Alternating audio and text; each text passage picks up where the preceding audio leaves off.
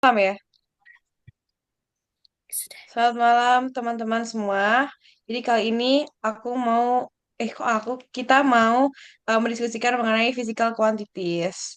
Jadi perkenalkan nama aku Nusa Konita Salma dengan NRP terakhir dengan NRP 5019241150.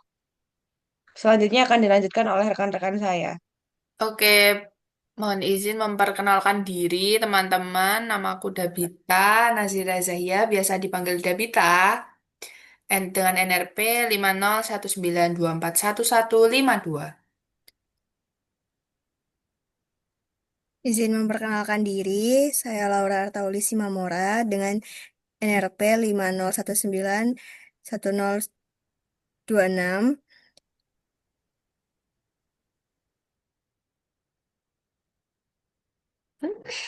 Oke, eh, aku juga izin memperkenalkan diri. Namaku Nabiha Alisa, NRP 5019241148. Oke, perkenalkan, aku Indika Febian Nugraha dengan NPM 5019241107. Nah, jadi kita dari kelompok Pak Gembos mau mendiskusikan mengenai physical quantities.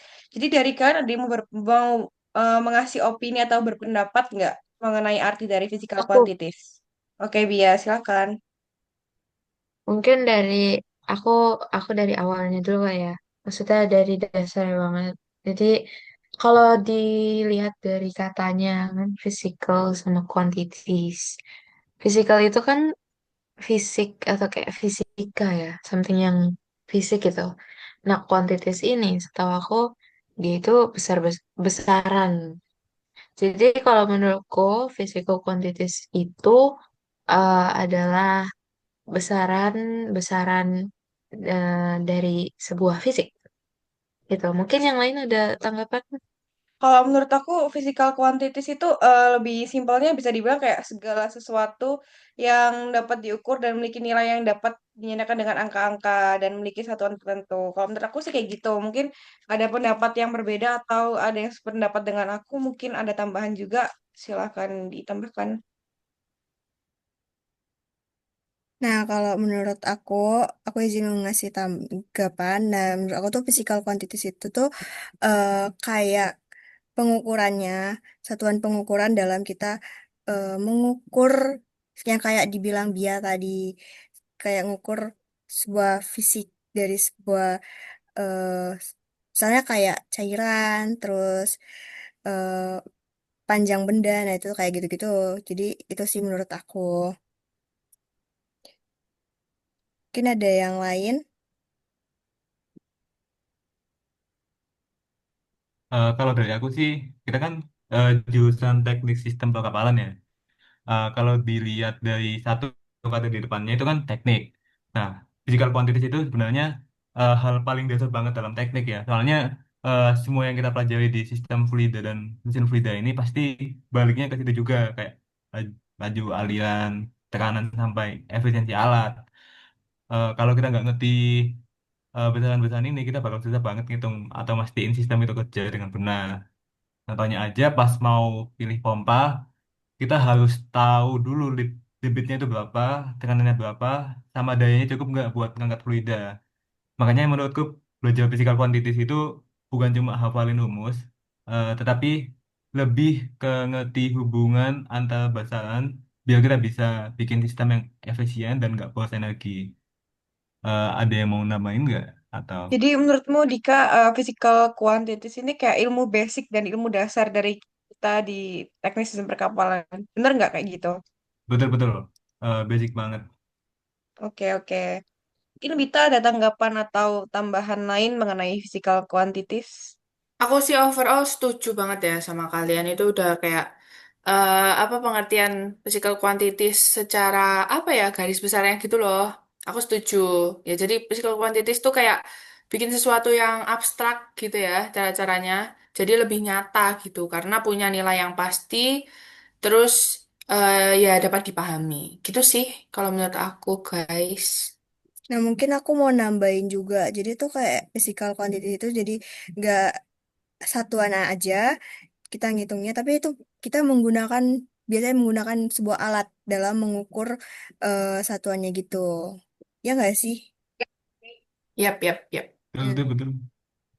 Betul, betul. Dan kalau aku mau ini kali ya, hmm, apa menambahkan apa ya kalau senyambungnya aku setelah mendengar dari definisi kalian tadi itu, kita kan sekarang lagi di mata kuliah mesin fluida ya, di mana mesin fluida itu kan eh, apa ya kayak alat yang dia tuh transfer energi dari suatu fluida dan sebuah apa ya kayak rotor gitu baling-baling.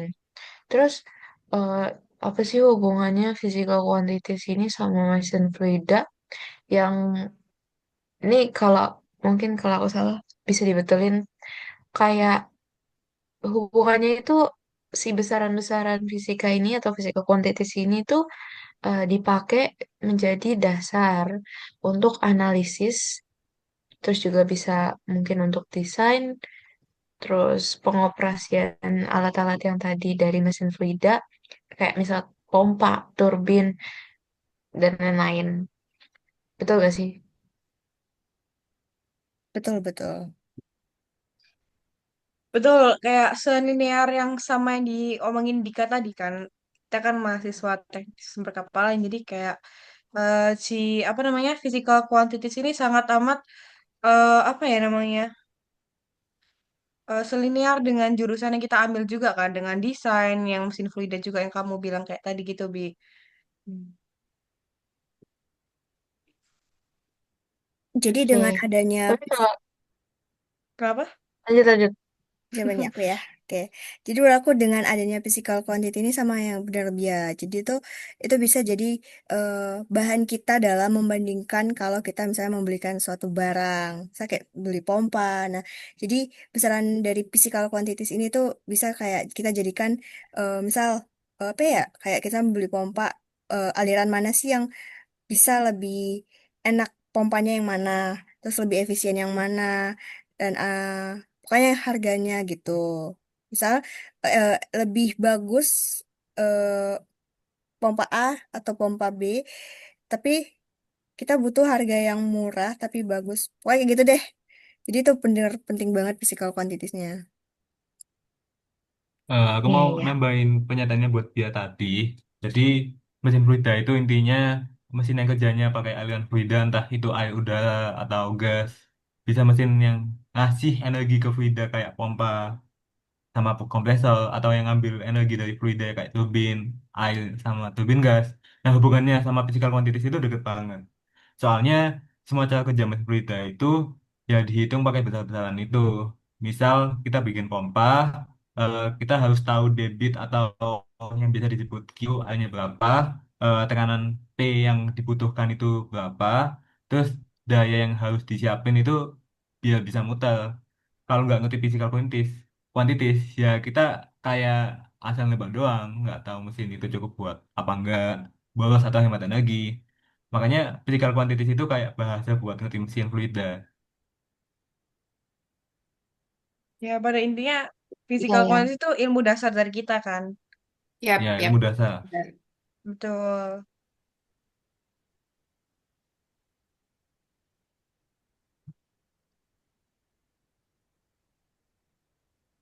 Terus ada setauku ya, ada beberapa physical quantities penting dalam mesin fluida itu. Ada yang mau jelasin nggak ada apa aja?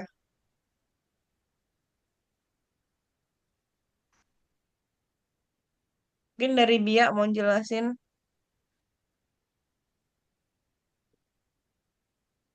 eh Sorry, tadi aku kurang noted. Boleh diulang nggak, Vanita?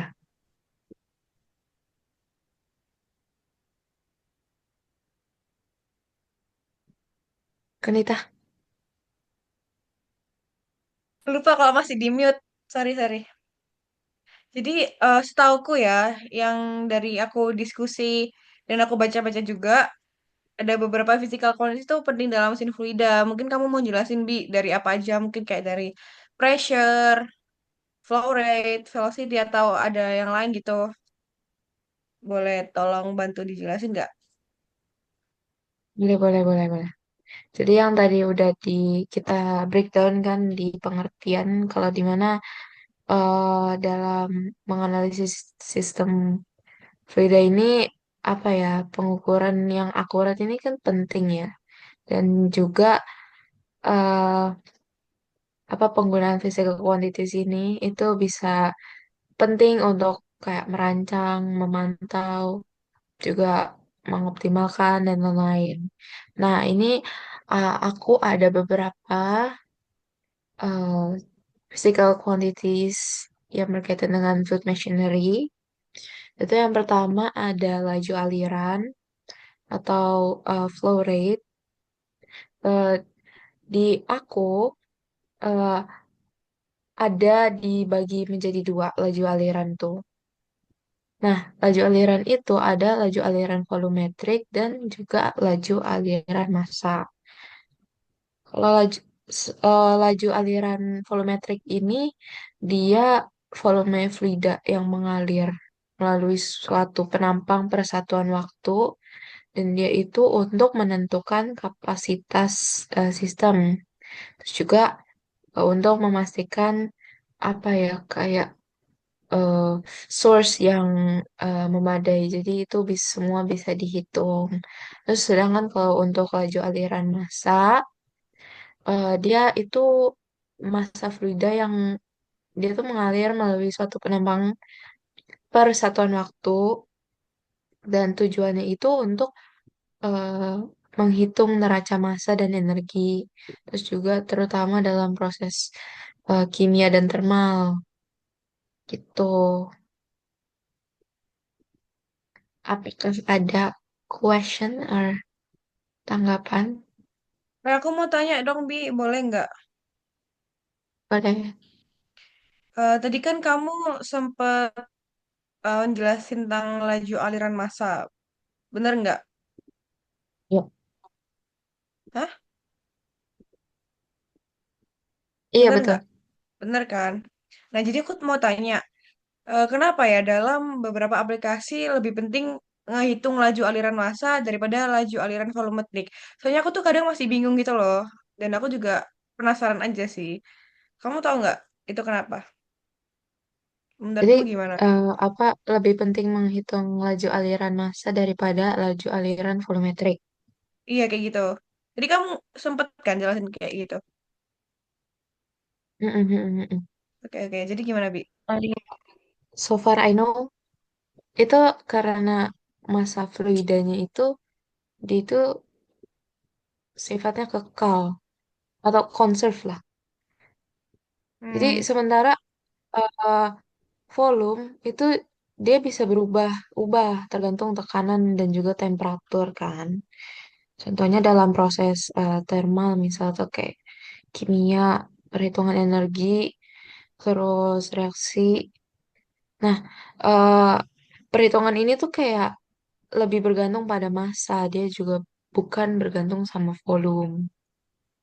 Tuh, bakal menjawab. Oh jadi karena dia lebih apa namanya? Karena lebih bergantung pada massa, bukan volume. Kenapa kan? Kenapa lebih penting menghitung laju aliran massa daripada laju aliran volume itu? Soalnya reaksinya lebih bergantung pada massa, gitu nggak sih? Yang aku tangkap tadi dari penjelasanmu. Bener nggak? Tuh. Bener nggak? Betul. Oke oke. Oke paham paham paham. Oke. Berarti itu bisa dibilang kayak masanya itu eh, tetap atau gimana? Maksudnya itu bisa dibilang volumenya tetap, eh, volumenya berubah-berubah, terus masanya itu tetap atau gimana, Bi? Masanya itu tetap, volumenya itu berubah. Soalnya dia kan bergantung sama tekanan kan. Nah, yang maksudku bergantung pada massa itu perhitungannya, perhitungan reaksinya, energinya. Dia lebih bergantungnya sama massa, bukan volume gitu. Gitu. Eh, I see. Paham, paham. Oke, lanjut mungkin ya. Aku ada, soalnya aku juga tahu ada uh, physical quantities yang aku tahu yaitu pressure. Dia itu salah satu physical quantities di mana tekanan itu gaya yang diberikan oleh fluida persatuan luas dengan tujuan mengetahui head pompa yang dibutuhkan atau dihasilkan. Dia juga pressure ini memastikan tekanan operasi berada dalam batas aman peralatan dan pipa dan juga mendeteksi penyumbatan atau kebocoran. Tuh,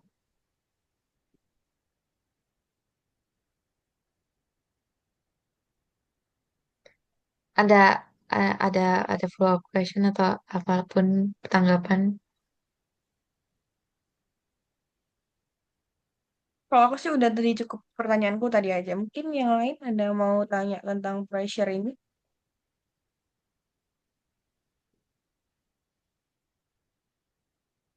Mungkin bisa next dulu kali ya. Kita explore physical quantities yang lain. Lebih Oke. oke. Oke, tadi kan Bia udah ngejelasin tentang pressure ya. Dan dia sempat nge-state dan nge-mention head. Bener nggak? Benar, Bener benar, nggak teman-teman? benar. Bener kan? Jadi Betul, eh, betul. sepengetahuanku, head ini energi persatuan berat fluida. Dinyatakan dalam satuan panjang, yaitu dalam meter ataupun feet. Feet kaki ya, FET. Konsep ini tuh sangat penting di dalam pompa. Terus tujuannya head total pompa itu buat menyatakan energi total yang ditambahkan ke pompa dari pompa ke fluida kayak gitu. Terus ada head systemnya juga, itu menyatakan energi total yang dibutuhkan sistem untuk mengalirkan fluida, yaitu head static ditambah head gesek. Eh, Aman nggak dari sini untuk head? Dek, Tahu mau aku tambahin juga tentang alat ukur atau next ke yang lain dulu? Bisa ditambahin alat ukurnya juga nggak? Jadi alat ukurnya ya, yang pertama itu mungkin ada kayak flow meter untuk mengukur kecepatan. Terus selanjutnya ada transmitter, itu dipasang di sisi hisap dan discharge pompa buat mengukur. Terus ada alat ukur jarak. Terus udah sih itu aja sih. Mungkin ada tambahan lain yang belum aku ketahuin juga. Terus aku next gimana? Boleh nggak? Atau mau Eh, ada next aja dulu ya? Ya lanjut dulu, lanjut dulu. boleh, boleh dilanjut dulu. Terus selanjutnya itu ada kecepatan aliran atau flow velocity. Jadi itu bisa diartikan sebagai laju perubahan posisi partikel fluida persatuan waktu dengan tujuannya itu untuk menghindari kecepatan yang terlalu tinggi atau erosi dan noise atau terlalu rendah yang bisa disebut sedimentasi. Juga input untuk menghitung bilangan Reynolds atau Reynolds number. Nah, Reynolds number itu yang buat menentukan aliran laminar atau turbulen yang kita sempat pelajarin di fisika fluida. Ada yang masih inget nggak, teman-teman? Oke, masih. Jadi Lumayan, alat ukur lumayan. lumayan lah ya untuk Mm-mm. reach up kembali ingatan kita di fisika fluida lah. Benar, benar, benar. Nah, itu ada alat ukurnya itu ada pitot type, ada anemometer atau flow probe, terus ada ultrasonic Doppler flowmeter. Itu aja sih. Terus yang terakhir ini singkat aja sih, densitas atau rho. Jadi densitas itu seperti yang sudah kalian ketahui, eh yaitu massa persatuan volume fluida. Mungkin penjelasanku cukup itu aja. Ada yang mau ditanyain nggak? Aku mau nanya dong. Ya tuh, apa? Jadi kan dalam konteks fisika fluida atau mekanika fluida itu kan kalau nggak salah head itu memiliki satuan meter. Nah, Padahal ia kan mempresentasikan suatu bentuk energi. Jadi harusnya bukannya Joule ya. Kenapa, kenapa? Aku ulangi ya. Di Iya. dalam konteks fisika fluida kalau nggak mekanika fluida, kenapa ya head itu kalau nggak salah tadi itu memiliki suatu satuan meter. Nah, padahal dia kan mempresentasikan suatu bentuk energi. Oh, oke, Nah, oke. itu bukannya Joule ya? Jadi, iya benar-benar. Jadi sebenarnya itu satuan meter pada head itu penyederhanaan dari joule. Nah, konsep ini tuh untuk memudahkan analisis dalam hidrolika. Soalnya head itu setara dengan ketinggian kolom fluida yang dapat menghasilkan tekanan. Jadi intinya itu kenapa dipakai meter? Soalnya itu adalah konsep dari penyederhanaan. Kayak gitu. Apakah menjawab, Edika? Berarti karena itu dianggap tinggi kolom fluida yang setara sama energi yang dia punya ya? Iya, kan karena menggunakan analisis head setara dengan ketinggian kolom fluida. Kayak gitu sih. Itu Oke, oke. mau nanya, itu berarti itu masuk kayak ke istilah besaran turunan gitu ya, Konit. Bisa dibilang kayak gitu. Jadi itu kayak disederhanain dari besaran apa sih? Besaran utamanya. Iya, dari joule jadi meter. Oh, I see, I see. Yes.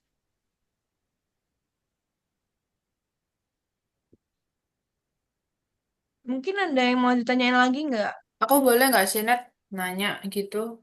Oke, boleh. Ini menurutmu aja sih ya. Kayak aku tuh mau tanya karena emang aku pengen tahu ya. Dan aku mungkin agak kurang paham gitu kan. Menurutmu Mm-mm. apa sih bedanya fundamental, beda fundamental antara besaran skalar sama vektor gitu. Terus kayak contohnya tuh apa aja gitu loh. Itu kamu tanya menurutku aja kan, Iya sepemahamanku menurut, kan. iya menurutmu aja. Soalnya aku juga kayak belum tahu banyak juga gitu. Oke, oke, oke. Jadi Mm-mm. menurutku ya, ini aku maaf kalau misal salah dan kalau misal kalian ada pernyataan yang lebih benar daripada pernyataanku bisa dikoreksi ya teman-teman. Jadi besaran skalar itu cuma memiliki nilai besar. Sedangkan kalau besaran vektor tuh mempunyai nilai dan arah. Kan kalau jadi intinya tuh skalar tuh cuma punya nilai. Sedangkan kalau vektor itu nilai dan arah. Contohnya itu massa dan suhu. Itu contohnya skalar, massa dan suhu. Terus kalau contohnya vektor itu kayak yang kita waktu pelajarin fisika mekanika dulu tuh loh, kayak gaya 10 Newton ke kanan, terus perpindahan 5 meter ke utara gitu. Kayak gitu sih, Bit. Aku nggak tahu ya, Oke. ini bener apa enggak. Kayaknya ada yang punya pendapat lebih benar, lebih tepat dari saya nggak? Oke, oke. Makasih ya, Net, atas jawabannya. Membantu banget sih. Itu menurut pemahamanku aja. Ya, it's okay, nggak apa-apa. Oke, oke. Mungkin ada yang mau ditanyain lagi nggak?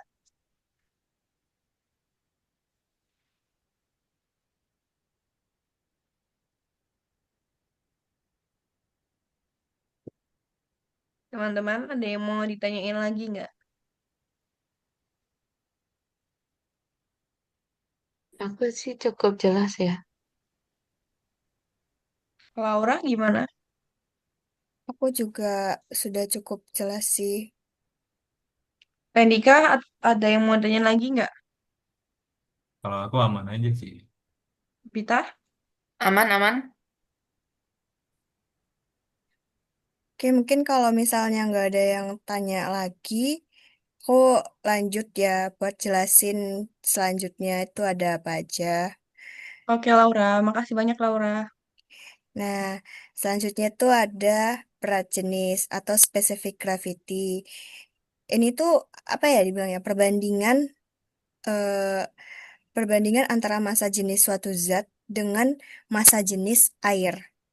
Jadi di mana massa jenis air itu kan yang kita tahu tuh satu ya.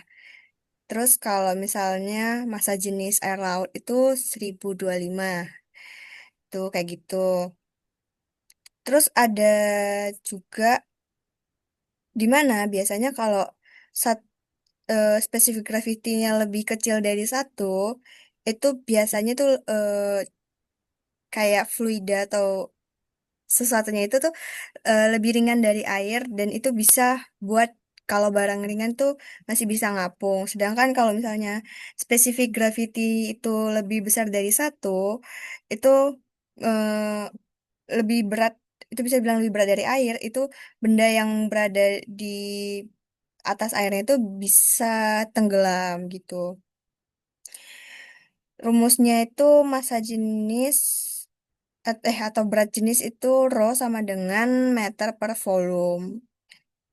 Terus eh, alat ukur yang digunakan untuk menghitung berat jenis suatu fluida itu kita bisa pakai densimeter atau hidrometer. Nah, ini tuh semacam alat gelas yang mengapung, di mana untuk pembacaan ukurannya itu berdasarkan seberapa dalam dia tenggelam. Nah, itu gimana sih cara tahu berdasarkan seberapa dalam dia tenggelam? Itu dengan menggunakan Coriolis Mass Flow Meter.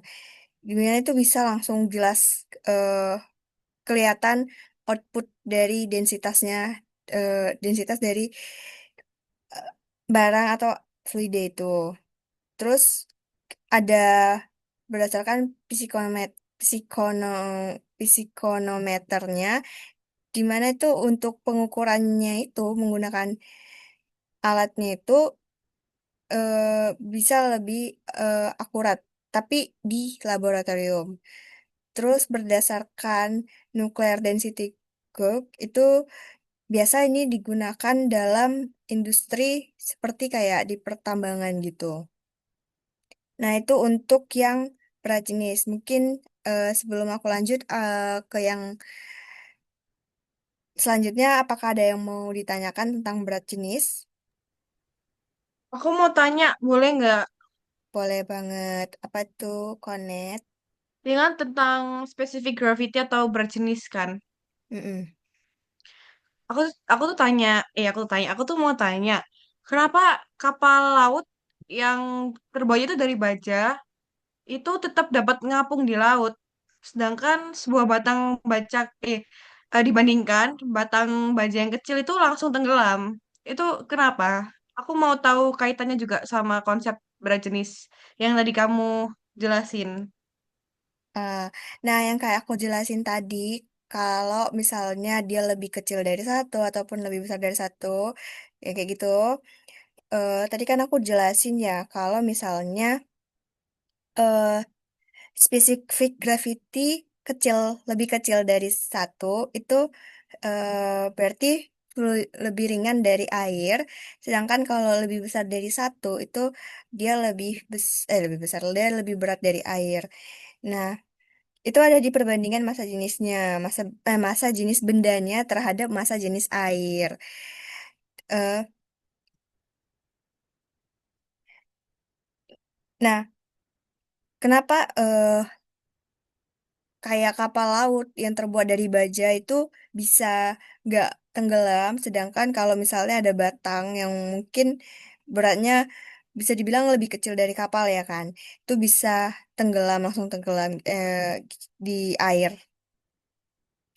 Nah, itu karena eh, batang baja yang kecil itu memiliki spesifik gravity berarti lebih besar dari satu karena dia lebih berat dari air. Nah, namun kalau untuk di kapal itu memiliki di mana kapal itu memiliki rongga yang berisi udara gitu yang bisa ngebuat massa jenis rata-rata pada sebuah kapal termasuk ruang kosongnya itu menjadi lebih kecil dari massa jenis air yang itu lebih kecil dari satu. Nah, itu alasan kenapa kapal itu bisa mengapung walaupun material dasarnya itu lebih padat dari air. Gitu, Konet. Oke, oke, paham, paham, paham. Nanti kalau aku mau tanya, aku tanya secara langsung lagi. kita diskusi secara langsung lagi ya, Lau. Aman-aman. Makasih banyak, Laura. Oke, terima kasih kembali. Apakah ada yang Oke, mau Lau. ditanyain lagi nggak tentang eh, berat jenis ini, teman-teman? Atau Aku aku, aman, udah cukup. atau aku langsung lanjut? Aman sih, Lau. Oke. Lanjut. Lanjut aja, Oh, Lau. aku lanjut ya. Selanjutnya itu ada viskositas. Nah, apa sih viskositas itu? Viskositas itu tuh adalah ukuran kekentalan atau gesekan internal pada sebuah fluida. Nah, mungkin kalian bisa bayangin aja kayak bayangkan air. Air itu encer, itu artinya viskositasnya rendah. Sedangkan madu itu kan lebih, apa ya dibilang lebih kental ya. Dan itu artinya madu itu viskositasnya tinggi. Jadi itu membahas semacam kekentalan dari sebuah fluidanya itu. Nah, jadi tujuannya apa sih mengetahui viskositas dari suatu fluida? Nah, tujuannya itu adalah eh, agar kita bisa menghitung bilangan Reynolds untuk menentukan pola aliran dari fluida tersebut. Nah, juga kita bisa menghitung pressure yang diakibatkan dari fluida itu ke tempatnya. Nah, misalnya dalam gesekan sebuah tempatnya, misalnya fluida kan bisa ngalir dari sebuah pipa. Nah, jadi itu kita bisa ngitung tekanan yang diterima oleh pipanya itu akibat dari fluida.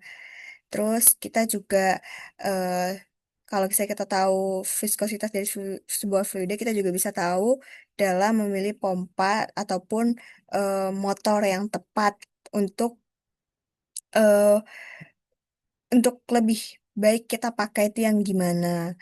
Terus, eh nah itu dia untuk tujuannya. Jadi ada tiga untuk ngitungin Reynolds. Reynolds, terus ngitungin tekanan dari fluida itu ke tempatnya.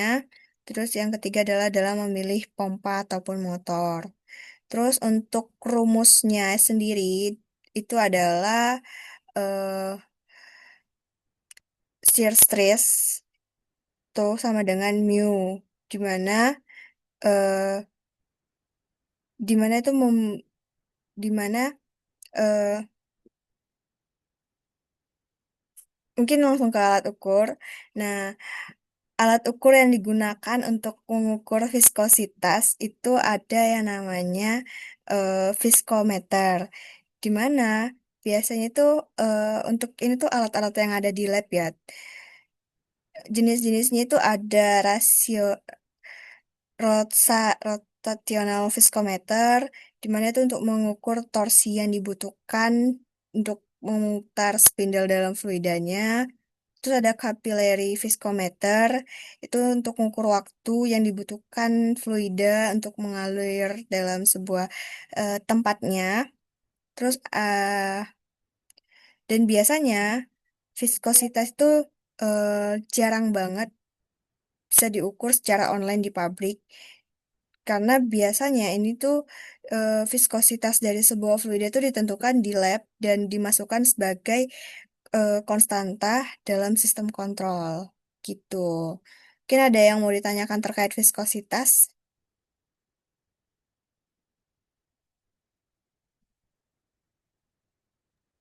Aku mau nanya dong. Boleh, boleh. Jadi nggak beda jauh sama pertanyaannya Konita tadi tentang kapal.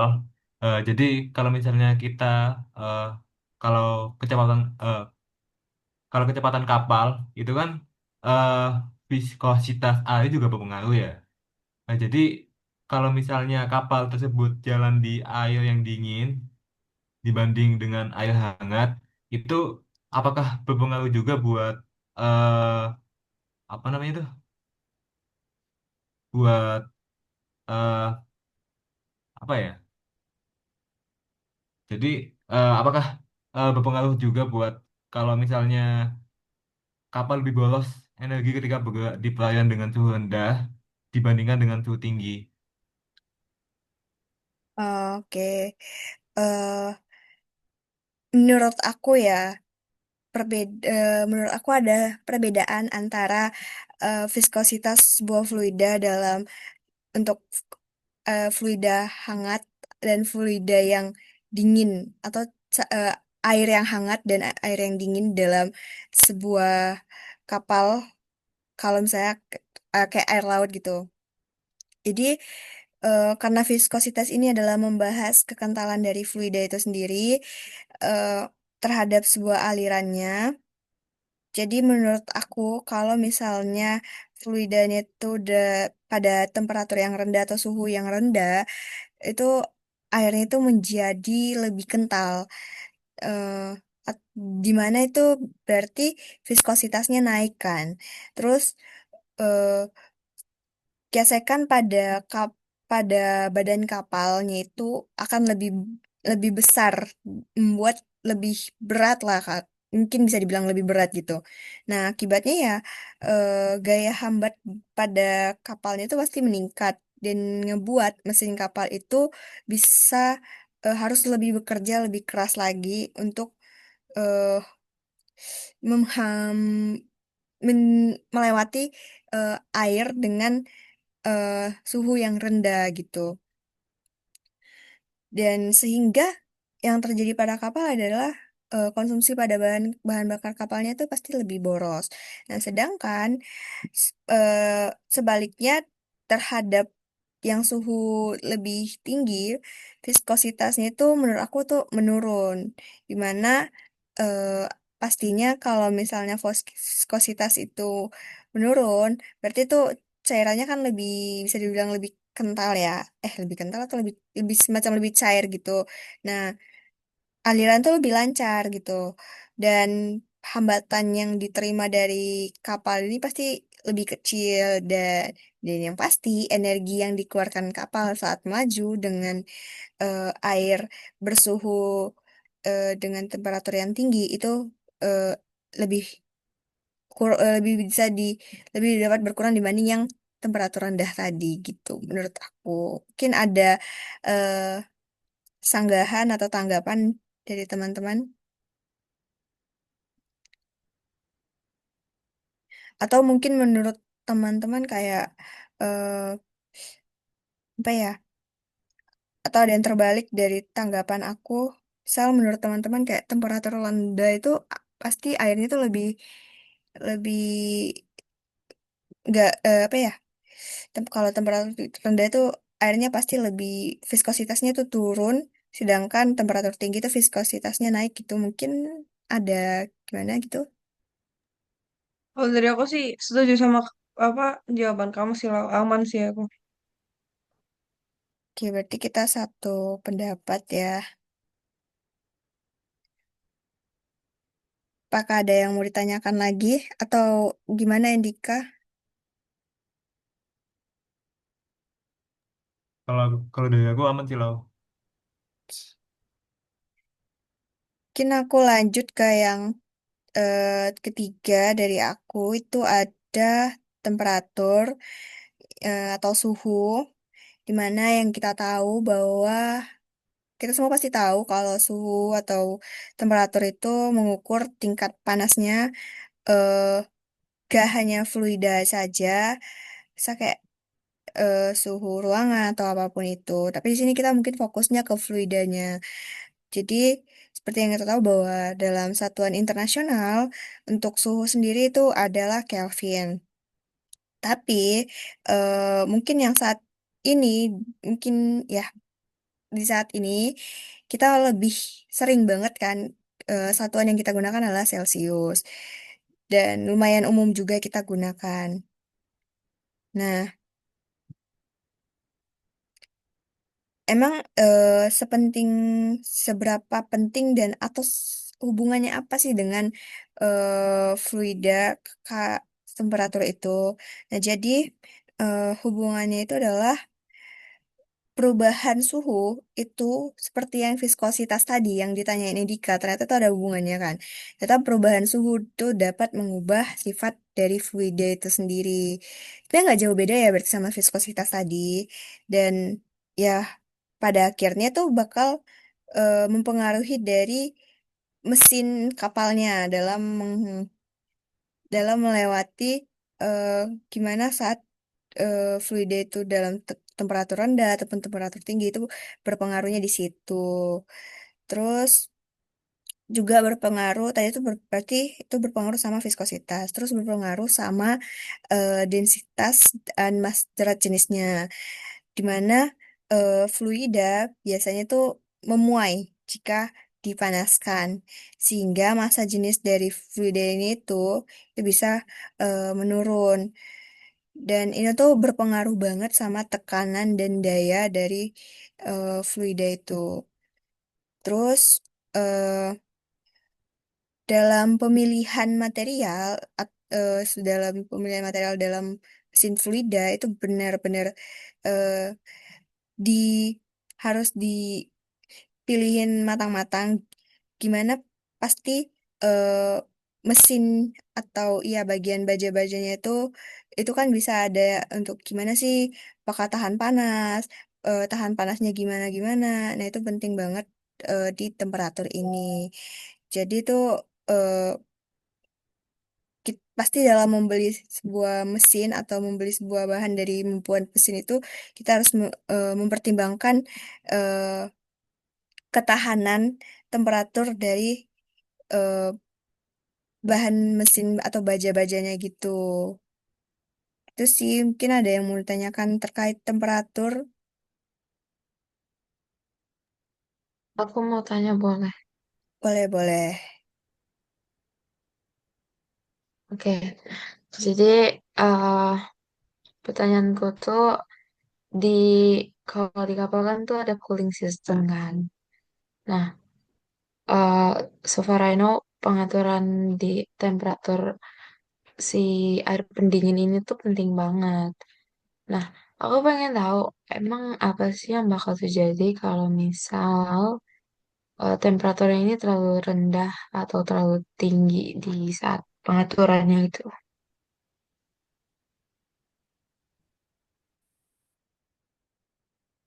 Bentar, Bi. Gimana tadi?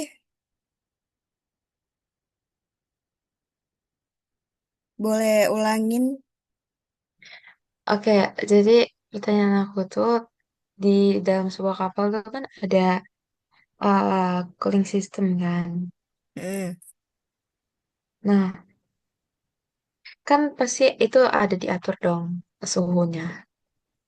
ya Terus bener. kalau aku pengen tahu kalau misal temperaturnya itu dia terlalu rendah dan juga atau terlalu tinggi, apa yang terjadi gitu? Oke. Jadi seperti yang aku bilang tadi bahwa suhu atau temperatur itu sangat mempengaruhi dari kerja mesin, efisiensi dari kerja mesin itu sendiri yang pastikan. Kayak jika suhunya itu terlalu rendah, maka eh, kerja mesin itu akan kurang optimal, di mana oli pelumas pasti akan jadi lebih kental dari seperti biasanya. Sehingga gesekan antar komponen-komponen dalam mesin itu meningkat ke dari pokoknya berarti eh kes- berarti kerja mesin itu akan lebih lambat dan benar-benar membutuhkan kekuatan yang lebih besar gitu. Kayak bisa dibilang jadi boros energi. Nah, sedangkan kalau misalnya eh, apa kalau yang terjadi adalah temperatur terlalu tinggi, itu maka akan terjadi yang namanya overheating, di mana komponen logam itu yang komponen logamnya itu bisa memuai berlebihan dan berakhir rusak. Dan pelumasnya itu menjadi terlalu encer. Kalau tadi pelumasnya kental itu bisa buat boros bahan bakar. Kalau misalnya terlalu encer itu malah kan kehilangan daya lindung terhadap gesekannya. Jadi pengaturan eh, temperatur ideal dalam menjaga keseimbangan antara pelumasan, pembakaran, dan umur mesinnya itu berpengaruh di situ sih. Jadi ya berarti betternya suhunya itu harus benar-benar pas, nggak boleh ketinggian, nggak boleh terlalu rendah juga gitu, Bi. Oke, oke, got it, got it. Yes. Yang lain udah fix belum? Kalau dari Gimana? aku aman sih. Kalau yang lain gimana, guys? Oke. Saya Oke, cukup saya. siap-siap. Kalau kayak gitu aku lanjut aja nggak sih? Aku gantian jelasin. Boleh, Boleh, boleh. Ya, Oke, Vita, semangat, Vita. ya, Thank you. ya. Terharu. Aku tuh mau ngejelasin sama kalian, cuman aku ngejelasinnya kayak apa ya? Yang yang bikin kalian paham aja lah bahasa sehari-hari. Jadi Oke, guys, gimana tuh, Vita? yang pertama aku mau menjelaskan tentang energi spesifik. Lanjutan dari punya Laura ya. Jadi, energi spesifik itu adalah jumlah energi yang dimiliki sama fluida, tapi persatuan beratnya. Jadi, ini tuh energi spesifik ini tuh dipakai untuk ngelihat gimana sih fluida itu ngebawa energinya. Nah, bisa aja dalam bentuk tekanan, terus kecepatan, ketinggian, gitu deh. Terus, eh bisa dikatakan juga energi spesifik itu kayak paket energi yang dimiliki sama fluida gitu loh. Jadi dia tuh yang menentukan apakah fluida ini tuh bisa mengalir naik ke dek yang lebih tinggi atau enggak. Nah, terus dia tuh bisa bergerak dengan kecepatan tertentu atau ngehasilin tekanan di suatu titik gitu. Nah, terus aku mau ngasih ada nih contoh di kapalnya. Jadi, energi spesifik ini kalau kita terapin di kapal ya, jadi itu contohnya kayak gini. Kayak saat pompa air tawar itu ngedorong air dari tangki bawah dek, ya kan? Namanya tuh kalau nggak salah tuh double bottom deck deh, kalau nggak salah ya. Itu mendorong air ke shower crew yang di atasnya dek, yang bagian atas dek. Nah, jadi energi apa? Jadi air itu butuh energi kayak tekanan, kecepatan, sama ketinggian. Nah, energi tekanan itu biar bisa ngelewatin pipa. Terus kalau semisal energi kecepatan itu, biar air itu bisa mengalir lancar gitu loh. Terus ada juga energi ketinggian, itu buat ngatasin beda elevasi dari double bottom ke deck atas. Nah, terus jika energi spesifiknya itu kurang, air itu nggak bisa sampai ke shower dengan debit yang tepat, yang cukup gitu loh. Nah, terus jadi perhitungan energi spesifik ini tuh ngebantu untuk memastikan pompa itu punya kapasitas yang cukup buat ngalirin air ke semua titik yang ada di dalam kapal. Begitu deh teman-teman. Kalau dari energi spesifik, kira-kira kalian ada yang mau tanya nggak tentang energi spesifik ini?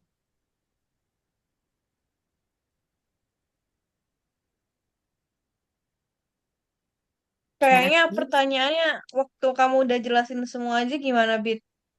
Boleh, boleh. Berarti aku jelasin semua dulu nih. Menurut Iya, kalian. betul, betul. Boleh, Gimana sih? boleh. Gimana menurut kalian? Aman ya? Boleh. Aku lanjut Setuju, ya berarti setuju, ya. setuju. Oke. Oke, yang selanjutnya tuh ada bilangan Reynolds. Nih. Nah, bilangan Reynolds itu adalah kayak parameter yang nggak berdimensi yang dipakai buat mengetahui pola aliran dari si fluida ini. Jadi, apakah alirannya itu laminar atau teratur ya, atau malah turbulen, acak gitu, atau berada di daerah yang transisi. Nah, terus bilangan Reynolds ini muncul dari perbandingan antara gaya inersia fluida atau kayak yang kita sering tahu tuh kecenderungan gerak lurus karena kecepatan dengan gaya viskositas fluida atau melawan pergerakan karena gesekan. Nah, dengan itu Reynolds itu menunjukkan siapa yang menang. Contohnya kalau gaya viskos itu lebih dominan, maka aliran halus atau laminar. Nah, kalau gaya inersia lebih dominan, maka aliran jadi turbulen atau kayak bergejolak gitu. Terus ada juga penerapannya juga di kapal itu, contohnya ada di lambung kapal, lambung kapal di air, sama pipa distribusi air di kapal. Nah, kalau lambung kapal di air, itu saat nanti kapalnya melaju dengan kecepatan yang rendah, air itu ngalirnya halus di sepanjang lambungnya. Jadi cenderung laminar gitu loh. Nah, kalau kecepatannya tinggi, alirannya itu malah berubah jadi turbulen, ya kan? Kayak timbul pusaran gitu-gitu. Nah, kalau di pipa distribusi, itu kalau kecepatan aliran airnya kecil, air itu bakalan ngalirnya tenang. Nah, kalau semisal kecepatannya tinggi di pipa yang sempit, itu alirannya turbulen. Jadi eh, tekanannya turun lebih besar, terus juga pompanya tuh harus bekerja lebih berat. Begitu kalau dari bilangan Reynolds. Lanjut aja ya, lanjut lagi ya. Tinggal satu nih, torsi. Aku Lanjut, mau lanjut. jelasin Iya, tentang betul-betul. Aku mau jelasin tentang torsi nih. Jadi, menurut aku, torsi itu kayak ukuran seberapa besar sih gaya rotasi yang dihasilin eh, sama gaya yang bekerja di jarak dari sumbu putar itu. Jadi, kalau di dalam konteks mesin ya, torsi itu nunjukin kekuatan putarannya yang dihasilkan buat mutarin poros. Nah, torsi ini tuh beda kayak gaya biasa, ya kan? Karena eh, torsi ini tuh bukan sekedar dorongan atau tarikan lurus, tapi dia itu lebih ke efek puntiran yang menyebabkan benda itu berputar.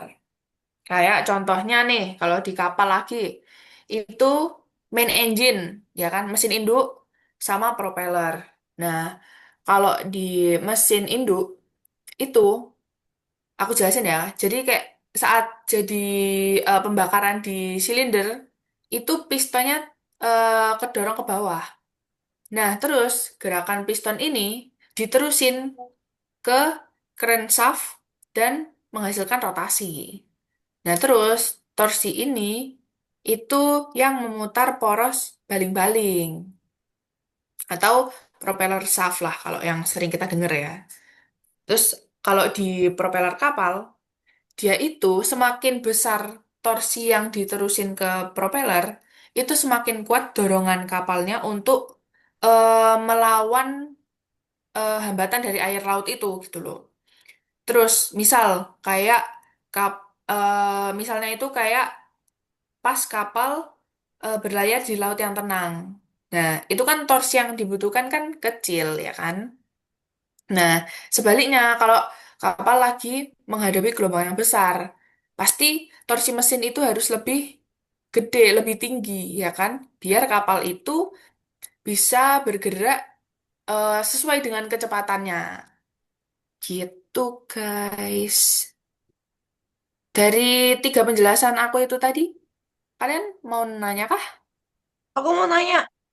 Oke, mau yang nanya apa nih, Net? Yang torsi, apa yang Reynolds, apa yang Aku spesifik, energi spesifik?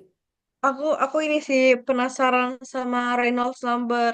Soalnya kan kita waktu fisika fluida di semester 2 mempelajari itu juga. Terus tadi juga Mm-mm-mm. Laura nge-mention Reynolds number. Aku tadi penjelasanku juga Reynolds number. Jadi aku mau juga tanya tentang Reynolds number.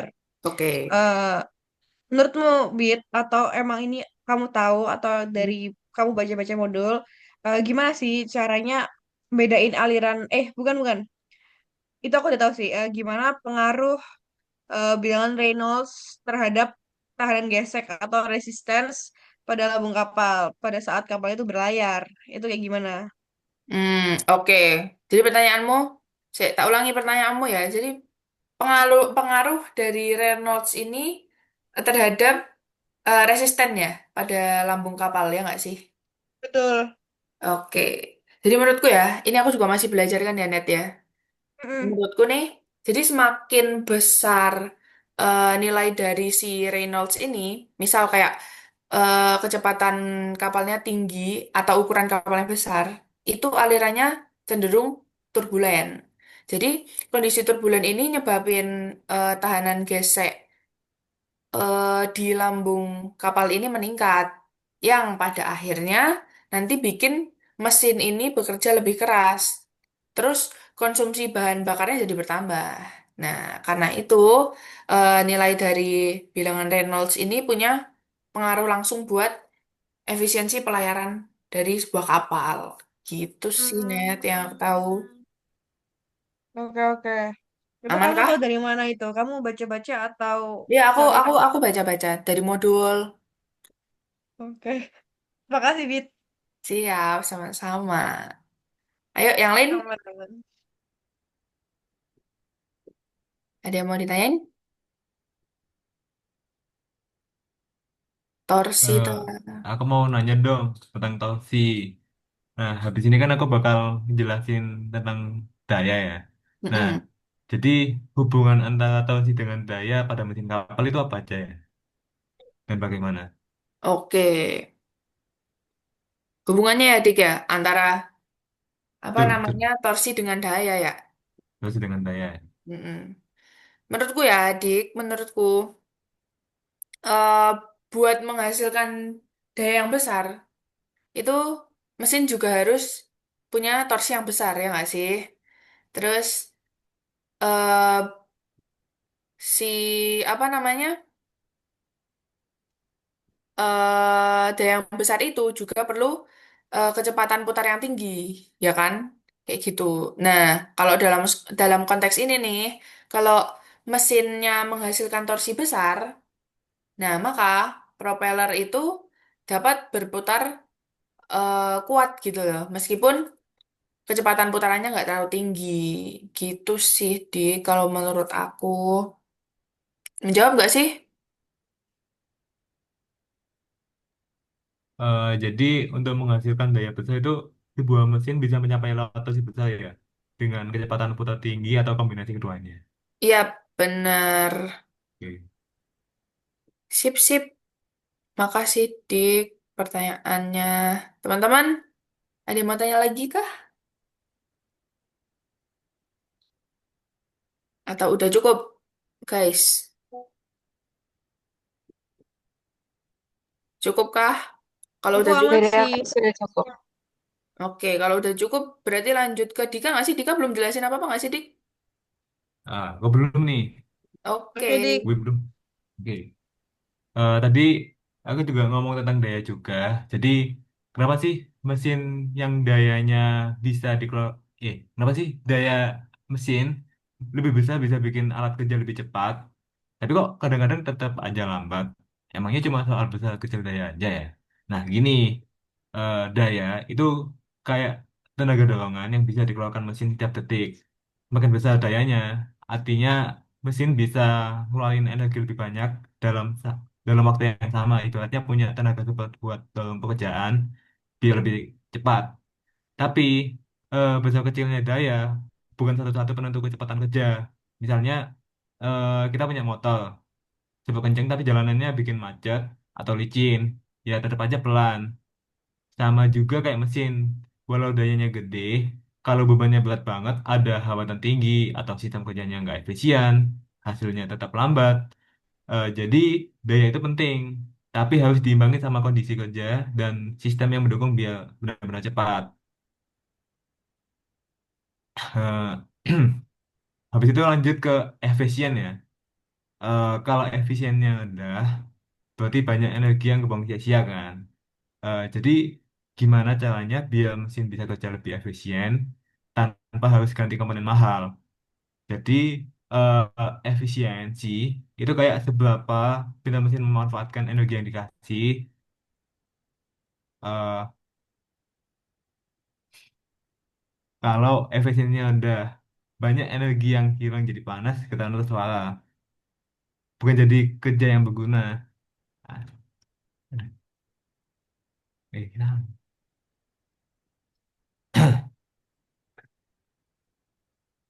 Habis itu aku pengen ngelanjutin tentang penjelasan konduktivitas thermal. Jadi konduktivitas thermal itu gampangnya adalah kemampuan suatu bahan buat nganterin panas dari satu ke sisi lainnya. Jadi semakin besar nilai K-nya, berarti panas bisa jalan lebih cepat dalam bahan itu. Sebaliknya, kalau nilai K-nya kecil, panas bakal lambat banget menembus bahan tersebut kayak ketahan di tempat. Jadi misalnya kayak pegang sendok logam dan sendok kayu, terus dicelupin ke air panas bareng-bareng dan beberapa detik saja, ujung sendok logam langsung panas banget, sedangkan kayu masih adem-adem aja. Nah, karena logam punya konduktivitas thermal tinggi, sedangkan kayu rendah. Eh, berarti logam ini cepat banget ngantin panasnya kan ke seluruh tubuhnya. Sementara kayu nahan panas ini nggak cepat menyebar. Jadi para engineer itu biasanya pakai alat kayak thermal conductivity. Jadi untuk alat langsung ukur nilai K-nya, hot fire apparatus. Jadi metode kawat panas untuk mengukur perubahan suhu di sekitar kawat. Ada juga guard hot plate, mengukur seberapa cepat panas nembus plat sampel. Jadi banyak banget, terutama di dunia mekanik, di mesin fluida dan pergerakan panas, nentuin material isolasi thermal buat pipa-pipa fluida panas atau dingin, biar nggak kayak panas kebuang. Jadi ada juga menghitung kehilangan panas dari sistem misalnya kayak boiler, tangki penyimpanan atau saluran pipa. Eh, jadi eh, di dunia mesin fluida juga ngedesain heat exchanger, yaitu penukar kalor supaya bisa mindahin panas secepat mungkin. Eh, Setelah itu kita kita juga bisa menentukan bahan alat masak kayak panci atau wajan dari aluminium secara konduktivitas tinggi banget. Contoh gampangnya itu kayak konduktivitas tinggi tembaga aluminium itu kan biasanya dipakai buat panci, radiator dan penukar panas. Untuk konduktivitas rendah itu dipakai buat isolator thermal supaya panasnya nggak gampang kabur. Jadi intinya itu thermal itu kayak jalan tolnya panas. Kalau kanya tinggi, panas bisa lari kenceng banget lewat bahan itu. Kalau kanya rendah, panas cuma bisa melambat pelan-pelan. Itulah kenapa kalau kita bikin sistem fluida panas atau dingin, kita harus tahu bahan mana yang bisa membantu nyebarin panas dan bahan mana yang bisa nahan panas biar nggak bocor kemana-mana. Jadi itu penjelasan dari aku. Mungkin ada yang mau bertanya. Aku dong, aku boleh nggak sih Dik tanya? Hah? Boleh. Kan tadi kan kamu udah tanya ke aku nih yang tentang Nah, hubungannya torsi sama daya ya kan. nah, Aku mau nanya ke kamu nih, kenapa sih mesin yang dayanya lebih besar itu bisa bikin alat kerja itu lebih cepat. Tapi kok malah kadang tetap aja lambat gitu loh. Emangnya kayak ini tuh cuma soal besar sama kecilnya daya aja ya? Atau gimana sih? eh, jadi eh, bayangin kayak mesin kapal itu kayak otot untuk putar propeller. Nah, biar bisa ngedorong kapal maju, itu mesin butuh tenaga, mesin itu butuh tenaga. Tapi cara dia ngeluarin tenaga itu bisa beda-beda. Jadi kayak ada mesin yang kuat banget, kayak orang ngangkat barbel super berat jadi pelan. Itu artinya dia punya torsi besar. Dan ada juga mesin yang geraknya super cepat, kayak orang sprint, belayu. Itu artinya dia punya kecepatan putar yang tinggi atau RPM yang tinggi. Jadi daya itu sebenarnya kombinasi dari dua hal. Itu seberapa kuat dan seberapa cepat. Secara rumus gampangnya itu kayak daya sama dengan torsi dikali kecepatan kecepatan putar. Kalau di kapal, kalau misalnya torsinya besar, propeller bisa muter walau pelan ini dorongannya kuat. cocok buat kapal besar yang berat dan butuh dorongan konstan. Misal kapal barang. Kalau mesin kecepatannya putar tinggi, itu propeller bisa muncul kencang banget walau nggak terlalu kuat. Eh, Cocok untuk kapal kecil dan kapal cepat yang butuh ngebut. Jadi mesin kapal ini nggak selalu butuh muter cepat. Yang penting bisa ngasih dorongan pas buat gerakin kapal. Kadang pelan tapi kuat lebih berguna daripada cepat tapi lemah. Oke. Mantap, mantap. Thank you, Oke, Dik, jawabannya. oke. Mungkin ada yang mau bertanya lagi, Aku mau bertanya dong, Dik. boleh. Oke, jadi aku mau tanya nih eh, tentang konduktivitas thermal yang kamu jelasin tadi. Nah, eh, aku mau nanya, kira-kira kenapa Hmm. ya kenapa ya logam tuh kayak misalnya tembaga, aluminium tuh kalau misalnya ditaruh di tempat yang panas tuh cepet banget panasnya. Kayak misalnya di bawah sinar matahari pasti langsung cepet banget panasnya. Nggak butuh waktu yang lama.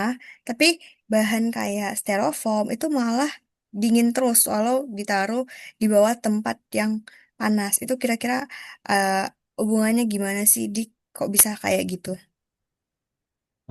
Gini, jadi konduktivitas thermal itu kemampuan suatu bahan untuk menghantarkan panas. Jadi bahan yang konduktivitasnya tinggi kayak logam itu kayak jalan tol buat panas-panas langsung melesat nembus ke seluruh bagian. Makanya kalau kamu pegang kayak logam yang ditaruh di tempat panas, dia cepet banget ikut juga panas. Sedangkan bahan kayak styrofoam itu kebalikannya. Jadi dia seperti jalan rusak buat panas, panas susah lewat. Jadi walau bagian luar kena panas, bagian dalamnya tetap ada. Makanya styrofoam sering dipakai buat wadah makanan panas atau dingin. Biar suhu itu nggak gampang berubah gitu di dalamnya. Jadi styrofoam dingin itu karena dia nggak bisa nyebarin panas dengan cepat. Apakah menjawab? Oh, I see, I see. Paham, paham. Terima kasih, Dik. Oke. Ada yang mau nanya lagi nggak? Gimana yang lain? Dari aku cukup sih. Cukup Sip. sih Dika, cukup Aman, aman. jelas Oke. Oh, dan menjawab oke. juga. Kalau Amang bilang Oke. satu, Satu. satu satu. Satu. Oke. Novela satu. Terima kasih teman-teman. Makasih juga Dika. Oke. Eh, aku take over sedikit. Kan tadi kita udah ngebahas banyak tuh ya physical quantities dan segala macamnya sampai equipmentnya atau kayak pengertian-pengertiannya lah ya. Dan kita juga ada beberapa tanya jawab. Nah, di tugas yang, I mean, di penjelasan yang di penjelasan tugas Pak Ede yang Pak Ede kasih itu kan ada terkait jenis eh, jenis intensif dan ekstensif dan juga physical quantities jenis kinematik dan dynamic. Sebelum itu ada nggak sih dari kalian yang tahu apa sih jenis intensif dan segala macamnya? Bi, aku mau jelasin besaran intensif kuantitas boleh nggak? Oh, ya boleh. Intensif kuantitas kan? Bener Iya, nggak? iya, Oke. iya, iya, Jadi intensif quantities. sepengetahuanku itu besaran yang tidak bergantung pada ukuran atau jumlah materi dalam suatu sistem. Mungkin ada Contohnya apa tanggapan tuh? apa? Contoh, contoh kan ini tadi kita disuruh mengklasifikasikan kayak jenis jenis dari si physical quantities itu.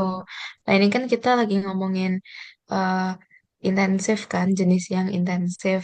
Nah, Oh, jadi di jenis ada yang intensif tuh, ya, temperatur. oh Contohnya ya, tuh kayak suhu oil pelumas yang di dalam gearbox pompa. Baik gearbox itu berisi 1 liter maupun 5 liter oli, suhunya itu akan tetap sama. Kayak gitu. Itu pada temperatur.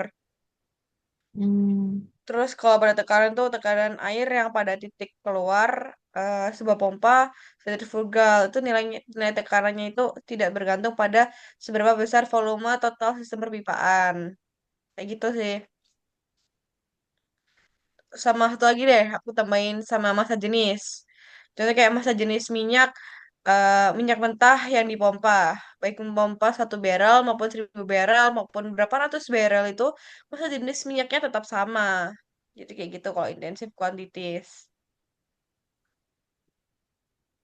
Bener nggak atau gimana? Benar-benar. Itu Ya, kayak yang Oke. dibilang Bia di awal banget tadi kalau misalnya masa itu tetap gitu. Oke, oke, oke. Aku cukup sih jelasin itu aja. Hmm, aku mau ngejelasin untuk yang besaran ekstensif boleh nggak? Nah, Boleh, jadi tuh boleh. eh, kalau untuk yang ekstensif itu besaran yang bergantung pada ukuran atau jumlah materi yang ada di dalam atau di dalam sistemnya. Nah, contohnya itu ada massa, terus ada volume, dan ada energi gitu. Untuk contoh besaran dari ekstensif. Itu aja sih dari aku. Oke, oke. Untuk yang kinematik, ada yang mau jelasin nggak? aku deh, boleh deh, aku ya. Aku mau jelasin Nggak boleh. Oke, oke. besar. Ntar, Net, aku jelasin dulu, Net. Iya, Sabar. iya, iya. Aku mau jelasin tentang besaran kinematik. Nah, jadi besaran kinematik itu, sepengetahuanku ya, itu adalah besaran yang mendeskripsikan gerak dari benda itu sendiri gitu, tanpa peduli apa yang nyebabin apa yang menyebabkan benda itu bergerak gitu. Contohnya kayak ada kecepatan, velocity ya kan. Terus ada juga percepatan. Sama satu lagi kalau nggak salah laju aliran volumetrik. Itu sih setauku contohnya. Benar nggak sih? Ya, dari apa yang aku searching juga, ya kurang lebih sama sih, Bit. Oke. Kalau untuk yang dynamic gimana?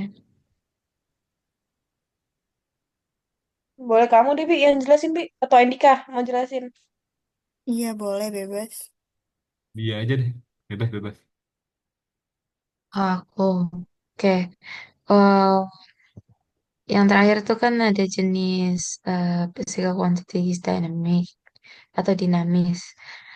eh yang setelah aku searching, si besaran dinamik ini besaran yang dia tuh hubungannya dengan penyebab geraknya. Kalau tadi yang kinematik kan eh, nggak peduli tuh apa yang menyebabkannya. Tapi kalau misalkan dinamik ini, dia ini peduli dengan penyebab geraknya, yaitu gaya dan sifat benda yang mempengaruhi responnya terhadap gaya. Nah, kalau si pesan dinamik ini, contohnya tuh ada physical quantities-nya ada gaya, torsi, daya, momentum. Kayak torsi itu kayak yang momen puntir. Jadi momen puntir yang dibutuhkan oleh motor listrik. Dia itu untuk memutar poros kan biasanya. Iya, iya. Poros shaft melawan tahanan dari fluida. Tuh, mungkin ada tanggapan dari teman-teman lain. Aman sih. Aman, Bi. Ya, Aman, kurang aman. lebih sama kayak kamu, Bi. Aman-aman. Oke, aku kembalikan ke MC. MC kita. Oke, jadi teman-teman diskusi kita hari ini, apakah masih ada yang dipertanyakan atau masih dibingungkan? Aman, aman. Aman. Aku aman. Aman Aku juga Oke, aja. aman. semoga Membantu semoga banget. semoga diskusi kita malam ini nggak hanya untuk tugas, tapi untuk kita saling sharing ilmu satu sama lain. Mungkin kalau misal ada penjelasan yang salah bisa dibenarkan nanti di diskusi selanjutnya kita bisa diskusi secara langsung Dan semoga ilmu yang diberikan kita malam ini sangat bermanfaat bagi kita semua. Terima Kita kasih agendakan lagi teman-teman. nggak sih? Kita agendakan lagi nggak sih diskusi? Iya, ayo guys. Secara langsung ya, tapi Yuk. ya, secara Iya, langsung. secara langsung. Terima kasih banyak teman-teman atas informasinya, atas ilmunya. Selamat Makasih. malam. Selamat malam, Oke, Kak. dadah. Makasih.